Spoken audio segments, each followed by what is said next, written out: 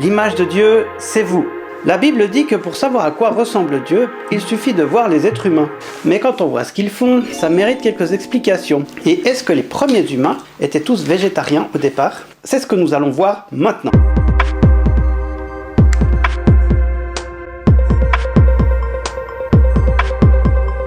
Bonjour, j'aimerais vous présenter le livre biblique de la Genèse avec des tableaux que j'ai peints moi-même. Nous allons aborder le 6e jour de la création, lorsque Dieu crée les êtres humains.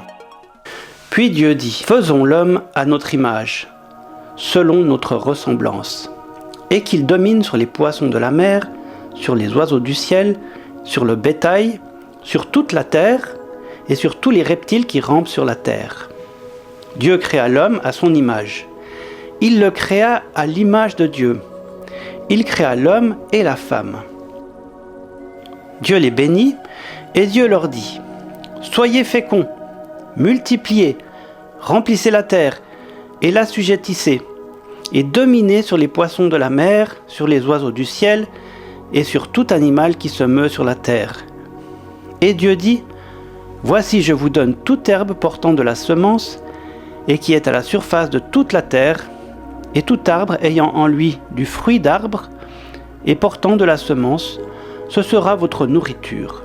Et à tout animal de la terre, à tout oiseau du ciel, et à tout ce qui se meut sur la terre, ayant en soi un souffle de vie, je donne toute herbe verte pour nourriture. » Et cela fut ainsi. Dieu vit tout ce qu'il avait fait.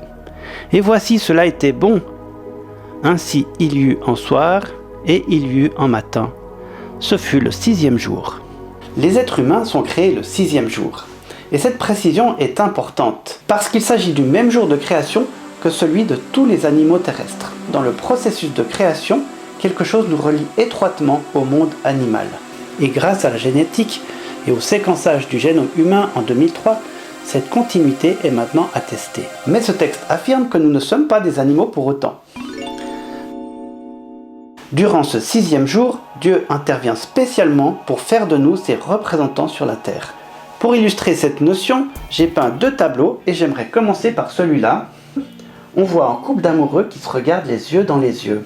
Selon l'idéal du Dieu de la Bible, il n'y a pas de hiérarchie entre l'homme et la femme. Être une femme ou être un homme, c'est 2 manières différentes d'être une image de Dieu sur la terre. L'homme ne domine pas sur la femme ne domine pas sur l'homme, mais tous 2 exercent leur domination sur la création tout entière. C'est à eux de la gérer. Pour rappeler que le texte biblique s'adressait premièrement au peuple hébreu, j'ai représenté l'homme avec un visage plutôt sémite, et comme il semblerait selon les paléontologues que les premiers humains venaient d'Afrique, j'ai peint cette femme sous des traits africains. Mais l'apparence n'est pas très importante. Dans cette image, c'est plutôt le regard que je voulais mettre en évidence. On voit 2 êtres qui s'aiment et qui sont heureux d'être ensemble. Dans la Bible, Dieu est décrit comme une personne qui cherche le contact avec les êtres humains. Et cette capacité d'être dans une relation de bienveillance et de complicité avec autrui, c'est le propre même de la nature divine. C'est d'ailleurs le message qu'on va retrouver dans toute la Bible. Dieu va chercher des êtres humains avec lesquels il va pouvoir dialoguer. Et en même temps, le Créateur n'a pas voulu faire de nous des machines programmées pour lui obéir. Notre comportement ne se limite pas à suivre nos instincts. Nous ressemblons à Dieu par le fait même que nous sommes complètement libres de nos choix. On va le voir un peu plus loin, même lorsque les êtres humains font des choix désastreux, Dieu refuse d'intervenir dans nos choix. Il laisse faire. Nous sommes créatifs. Dans plusieurs passages bibliques, Dieu est décrit comme le divin potier. Ici, j'ai peint les mains du potier qui façonne son ouvrage. Et vous voyez autour, il y a comme un tourbillon. Et dans ce tourbillon, il façonne encore le monde tout entier. Avec l'être humain, l'homme et la femme. Ici, on voit un homme. Cet homme est en train d'essayer d'imiter Dieu. Vous voyez, il est en train d'essayer de faire un pot. Il n'y arrive pas tout à fait. Par contre, il fait d'autres choses qui ne ressemblent pas à ce que Dieu a créé. Il invente de toutes pièces des outils qui vont lui faciliter la vie. Par exemple, cette tondeuse à gazon ou cette brouette qui est ici. Et de la même manière que Dieu joue en créant des formes, des couleurs, des odeurs, des sons, l'être humain lui aussi est capable de faire de l'art. Alors je l'ai représenté par cette sculpture moderne qui est ici. et la femme est en train de nous présenter son instrument de musique.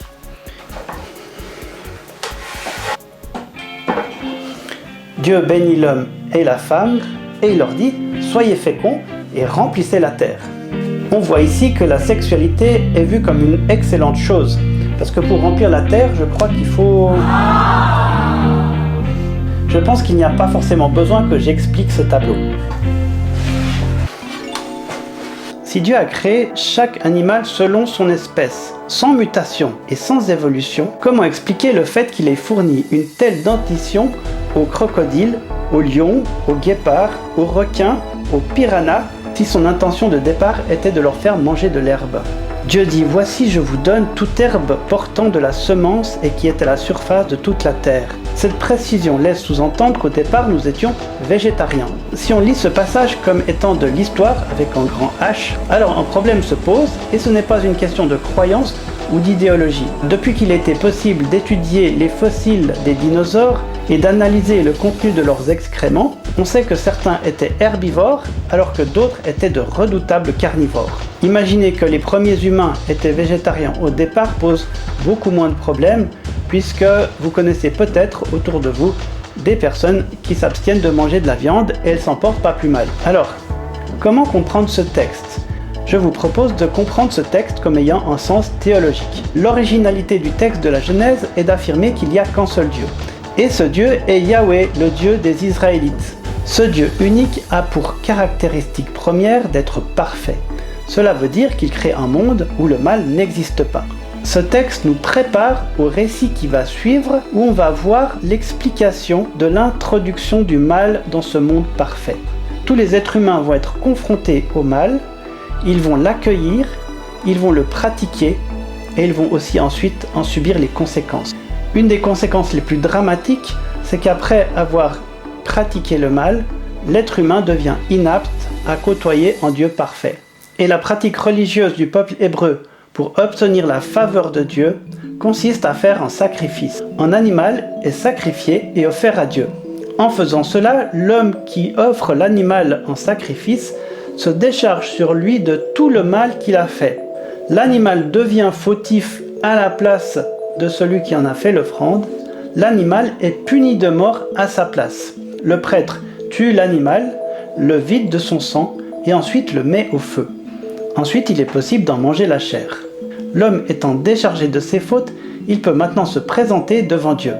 Alors, quel est le lien maintenant avec le régime végétarien ? Tant que les êtres humains n'ont pas fait de mal, il n'y a pas de sacrifice d'animaux, et donc on ne les mange pas. L'auteur fait référence à un monde parfait où les sacrifices d'animaux n'existent pas. Le régime végétarien est donc une affirmation très importante concernant la nature de Dieu. En d'autres termes, ce texte nous dit que Dieu a créé un monde bon, beau et parfait, où le mal n'existe pas. Nous parlerons de l'apparition du mal plus en détail avec le récit d'Adam et Ève.